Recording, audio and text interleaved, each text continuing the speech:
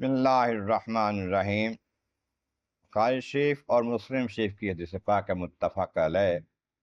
عن عائشہ رضی اللہ عنہا، سیدہ عائشہ صدیقہ رضی اللہ تعالی عنہا ام المؤمنین سے روایت ہے، ان النبی صلی اللہ علیہ وسلم دخل علیہا، جناب رسول کریم رحمت عالمین صلی اللہ علیہ وآلہ وسلم ان کے پاس تشریف لائے، گھر میں تھیں، وہ تشریف لے آئے۔ عندہا امرأۃ، ان کے پاس ایک اور عورت تھی، کسی کام سے خدمت میں حاضر ہوئی تھی، آئی ہوئی تھی۔ قال، آقا کریم علیہ السلام نے ارشاد فرمایا، من ہذہ، یہ بی بی کون ہے، یہ خاتون جو ہے یہ کون ہے؟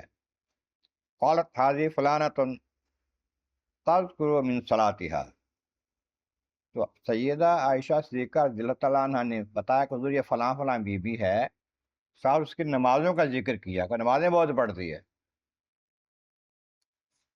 نوافل کی کثرت کرتی ہوگی۔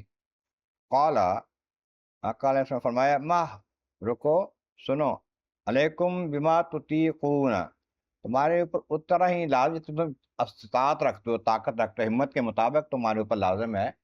یہ نہیں کہ 1000 نفل روز پڑھنا ضروری ہے، جتنا آسانی سے کر سکو اتنا کرو۔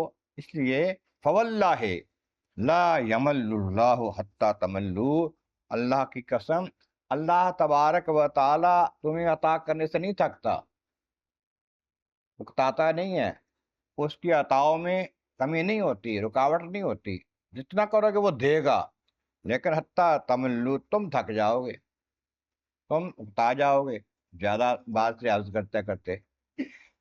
تو فرمایا، وکانا احب الدین الیہ، اللہ کی بارگاہ میں زیادہ پسندیدہ دین یہ ہے، نیکی یہ ہے، بھلائی زیادہ وہ ہے، ما داوما صاحبہ علیہ، جو کرنے والا مدام کرتا چلے، جن کے بغیر رکاوٹ کے، پابندی کے ساتھ جو کرتا رہے نا، ہمیشہ کرتا رہے، اس کو وہ زیادہ پسند ہے۔